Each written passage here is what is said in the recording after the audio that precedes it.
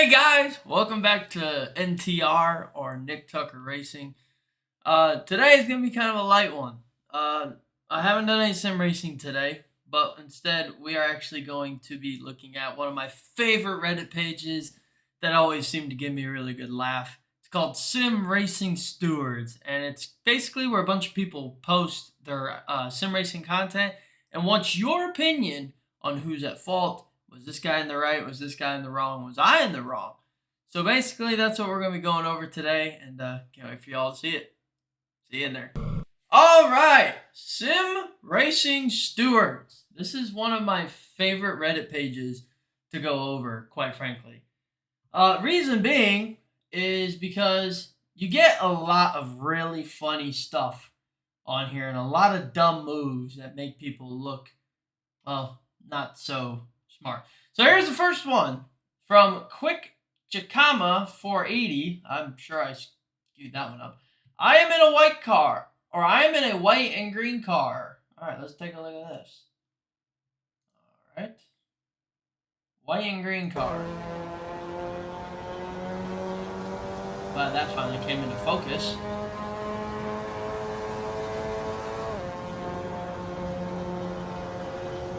And going down a long straightaway. It looks like you got a right-hander up here. Inside, well inside, and basically just got turned. Alright, so basically, let's kind of back this up. So, okay, we got a sharp right-hander, it looks like. I'm not a road course driver. I'm more of an oval driver myself. But it looks like we got a tight right-hander right here.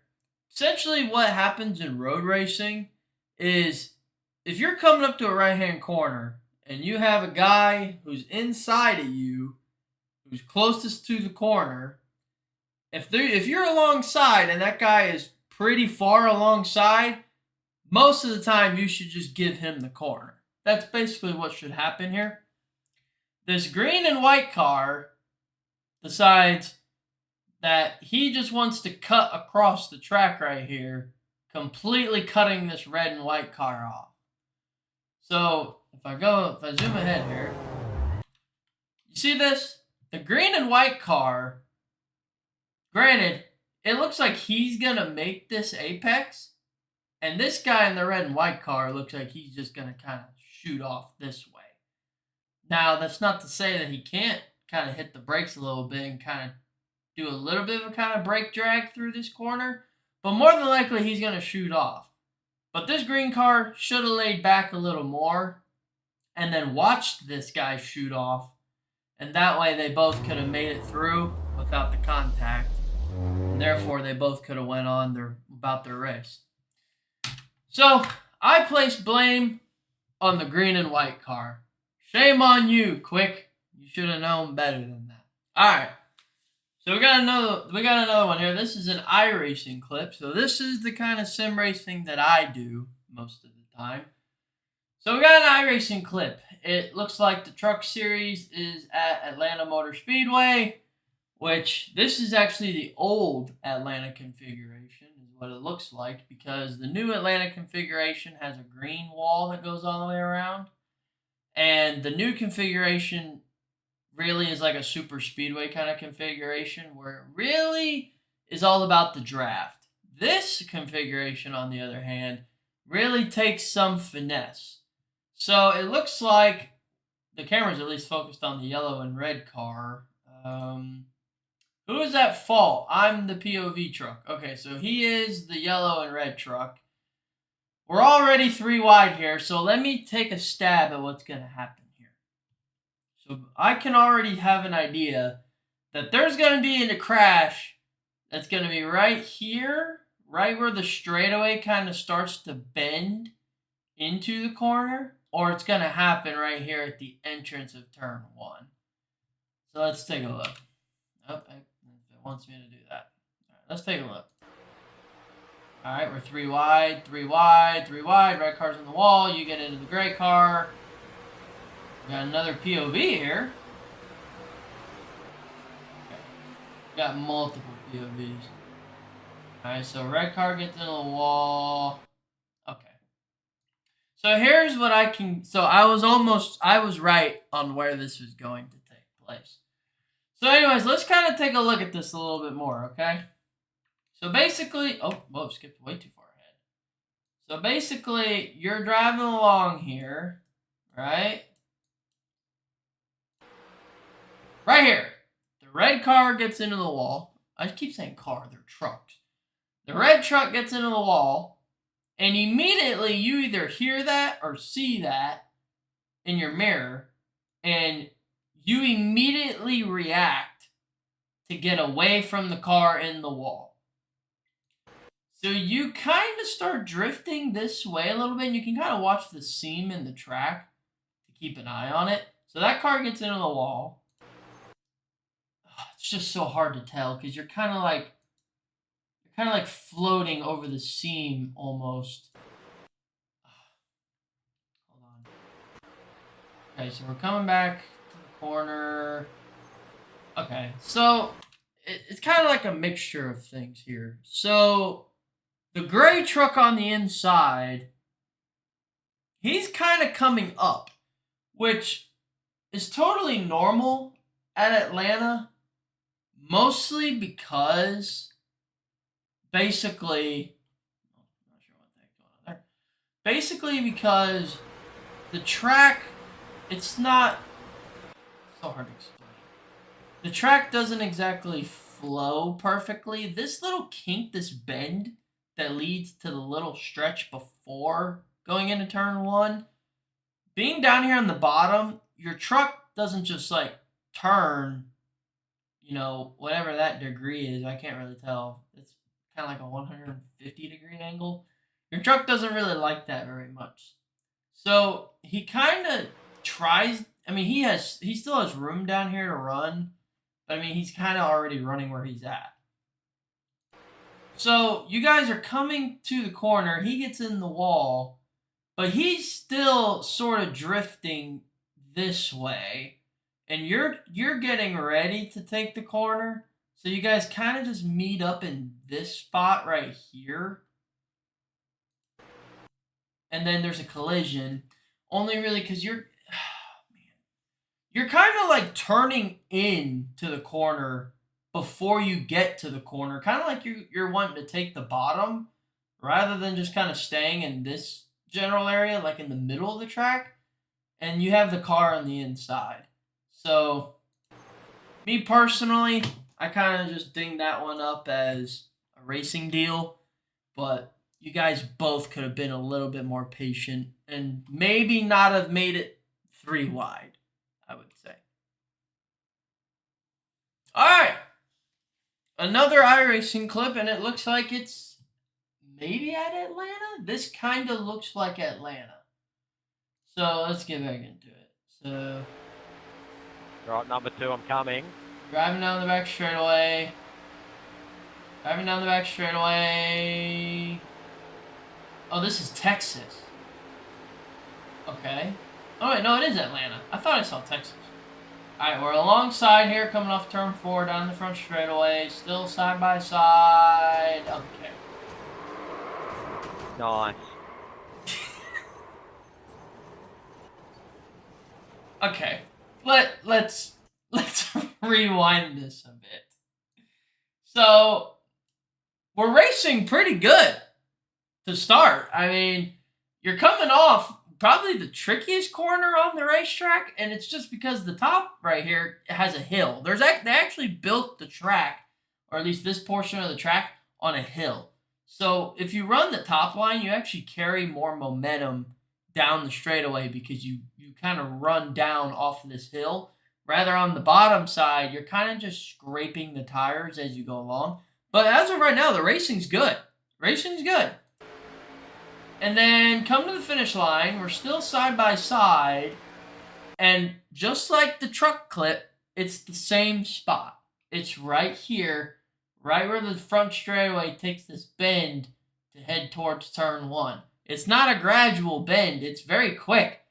And this guy, the gray number 7 card, I don't know what he's doing, but he never decides to turn for this bend and He just drives right into the side of this Valvoline car.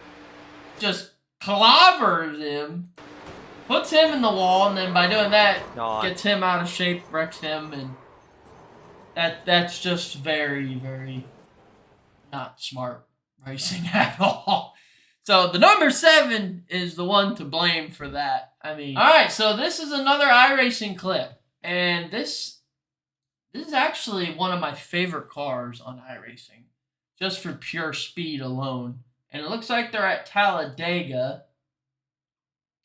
It looks like they're at Talladega in the Car of Tomorrow, or the COT is what a lot of people like to call it.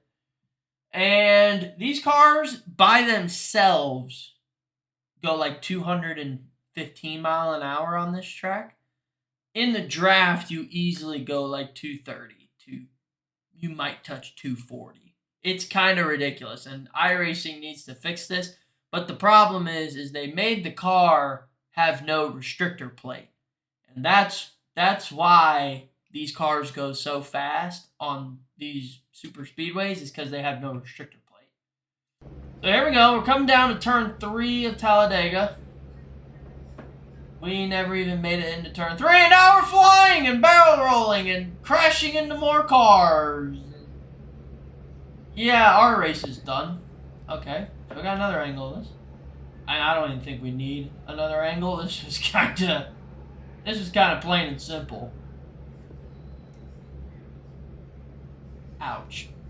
Okay, let's rewind this. All right, so we're coming down towards the back, or we're on the back straightaway, heading into turn 3 at Talladega.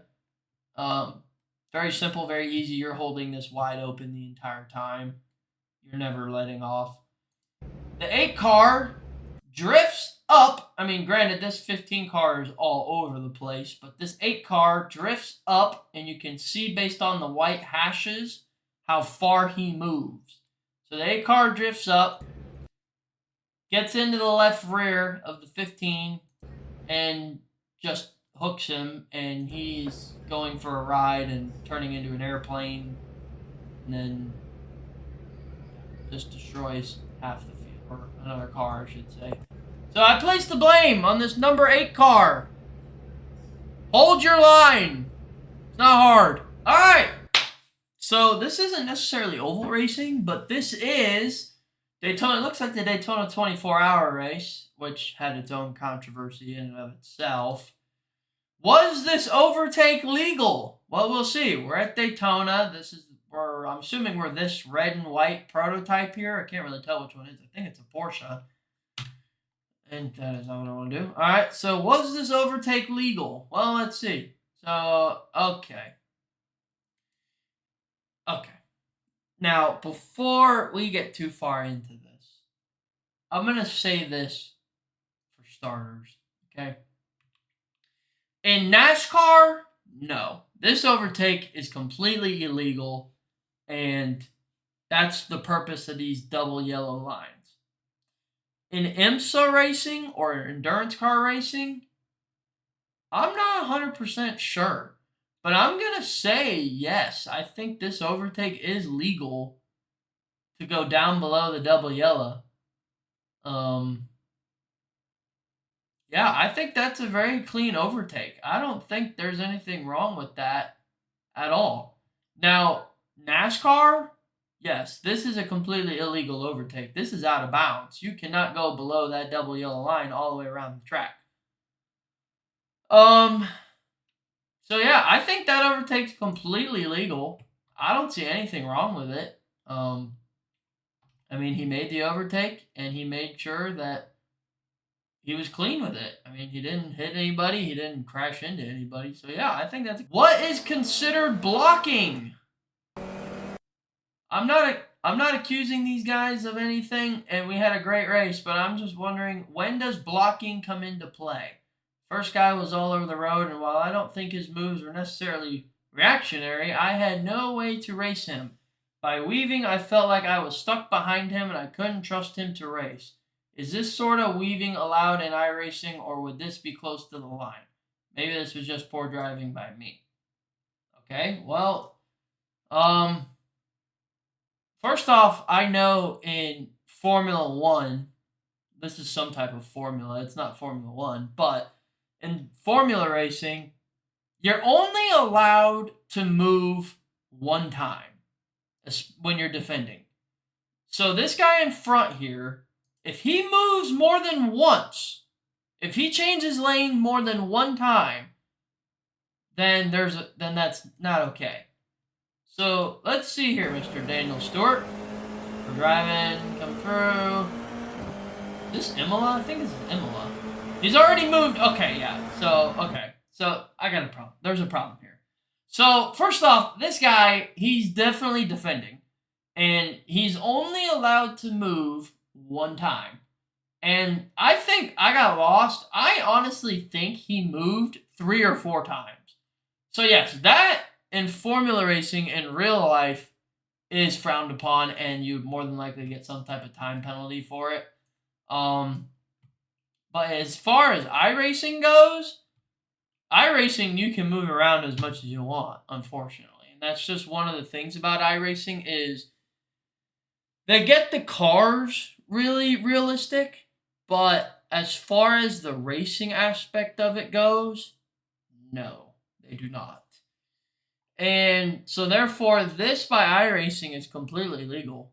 iRacing would not have a problem with this, but in terms of real life racing, yes, this move, he only gets one move down to the bottom to defend. That's it. Oh, this keeps going. Oh wait, he just cut it back. Okay, so that move right there was his defense move. That was all he gets. And he just kind of said, screw it, I'm going to block you. So yeah, he blocked. 100%. That's not even close. Yeah, this is the better angle here. Okay, so let's see if I can time this right. Okay, so coming down the straightaway, right there. That's his first defense move. He is now no longer able to come back over here at all. He has to stay there. But what does he do? Comes back up. That is not okay. And then he even goes to dive down again to defend this line again. And that's a block. Go back. There's another block. And eventually we get to the corner where we have to start braking into the braking zone. And yeah. That's not okay. Don't drive. Do not drive like that guy. To oval racers here, who is at fault? The number 3 says he's going to report me tomorrow morning. Oh, this ought to be a good one. All right. Let's see if it is worth a report, I guess. All right, so we're obviously racing at some type of super speedway, and based how wide it is, how wide it looks based on the hashes, this has to be Talladega with the next-gen cars. So this is already going to be an absolute disaster. I can already see where the problem is coming here. So basically, at these super speedway tracks, you rely solely on the draft. And what the draft is basically the car in front is punching a hole in the air. And that pocket of air that he drives through, there's a void behind the car. The car behind, if he stays in line, like perfectly in line with the guy, you'll get what's called the draft, or what I guess open wheel racers know as slipstream. So he's basically getting sucked up to the car in front of him, and what he's going to try to do is he's going to want to try to cut him down inside, forcing him to have to move up, but he's using that draft to kind of build his momentum to make the pass. That's what's happening here. But just like Daytona, at Talladega, this yellow line right here, anything below that is out of bounds. That's not okay. You're not allowed to go down there. And most of the time, if you go down there, you're going to run to the marbles and end up just spinning out anyways. But this guy decides, I really want this inside line. And instead what happens here is he's got 2 tires on the yellow. That's fine. But he's not getting out of the throttle. He is still punching the throttle. And what's going to end up happening here is he's going to end up hooking this guy. By him driving right here into this left rear quarter panel, it's going to force this back in to kick out this way, which takes the front end of the car and brings it this way. And this guy's about to go for a ride down into the infield and go for a week-long camping trip. And down he goes. Yep. And so now this guy, honestly, this guy is going to suffer the worst because he's got nobody behind him to help him. This guy up top here, he's got 2 other cars that are going to help him. And 3 cars lined up go faster than 1 car. So unfortunately for you, number 63, you should have just got out of the throttle. But instead, you kept going and ended up sending that guy to go get some s'mores. New to oval. Last turns for second ARCA Las Vegas. Okay, so this is the ARCA Menard Series car. And oh my gosh, is this blurry as all get out. Okay, so we're at Vegas, one of my favorite tracks. It's a 1.5 mile track, very fun. Turn 4 can get really tricky.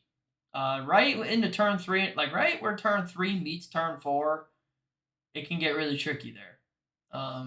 So this guy is second, and we're coming to the last 2 corners. So we're on the white flag lap right now. Oh God.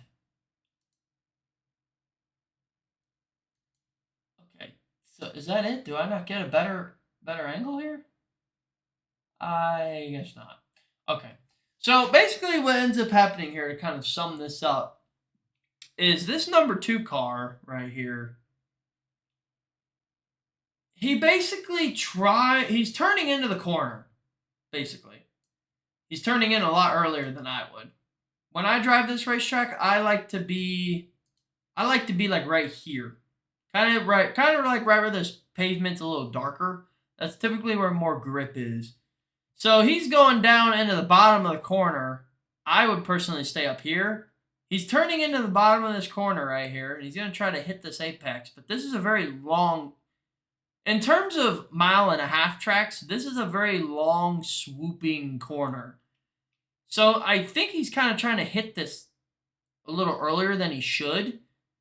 And this guy, he's a bottom feeder. He's just sitting on this bottom lane, and he's going to run this bottom the entire time. And potentially towards the exit of the corner, he's going to try to ride up to the wall and then shoot back down to the bottom.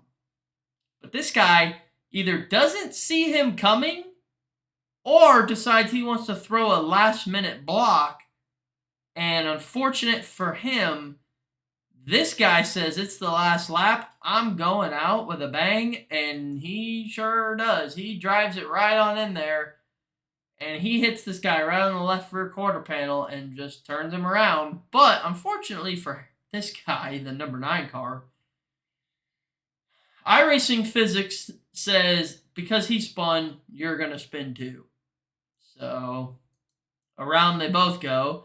He gets the better of it and looks like he's going to drive off into the sunset and finish second.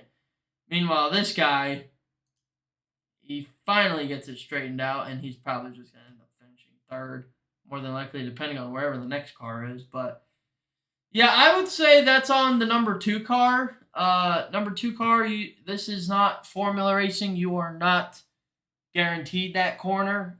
So check your mirrors and make sure that you're not trying to throw a last-minute block, or just go faster. One of the two. All right, this is the last one I'm going to do. Am I at fault for this? Orange car. So he's the orange car. Not really familiar with the rules of oval racing. Okay, well, let me explain this. Let me explain the rules of oval racing in a very quick fashion. Essentially, don't go down here. Whatever line is here on the bottom of the racetrack, don't go down there. That's the basic of it. Otherwise, everything's fair game. Bumping, slamming, door slamming. Now, it is allowed But is the morale of it right? No. You can have dirty drivers who will door slam you, turn you, hook you, spin you, send you into the catch fence, everything. So basically, this guy. So we're at Charlotte. This is Charlotte in the. I want to say this is the late. Yeah, this is the late model stocks. Is what this is. So a very big track for this car. This car normally should just be on short tracks, but it's on the big track for whatever reason. So let's see. He's the orange car. So he's behind the purple car and in front of the black and yellow one. Let's see. Is he in the wrong for this? No, I don't think so. Most of the time, if you get left hooked, like this guy just got left hooked, you are not in the wrong most of the time. Now, there are occasions like the last clip we saw where, you can't just be throwing last minute blocks and not expect something to happen to you, something like this. But this didn't look like that. This looks like you're kind of in the same lane, same spacing off the seam, and we're coming out of turn 3 or alpha turn 2 heading to the back straightaway. Now, you did come down a little bit, but did this 13 car move up? Very slightly. I would say you moved more than he did, but yeah, I mean, you just came down a little bit. You should have been hearing in your ear with the spotter telling you car inside at this point if he is alongside you, which it looks like he is. You should have been hearing the spotter say car inside, which means you shouldn't have moved as far as you did. And, well, you moved and you came down and then he just spun you. Yeah. So I would say number 12 car, the orange car, I'm sorry, but that is on you. That is your fault because you should have maintained your lane. And unfortunately, you didn't. Thanks, guys, for watching. That was our reactions to Sim Racing Stewards, the Reddit page. I hope you guys enjoyed it. I hope you guys even learned maybe a little something for you sim racers out there. Anyways, as far as I got to say, I had a lot of fun, and I can't wait to do this with you guys again. See you later, guys, and I'll see you on racetrack.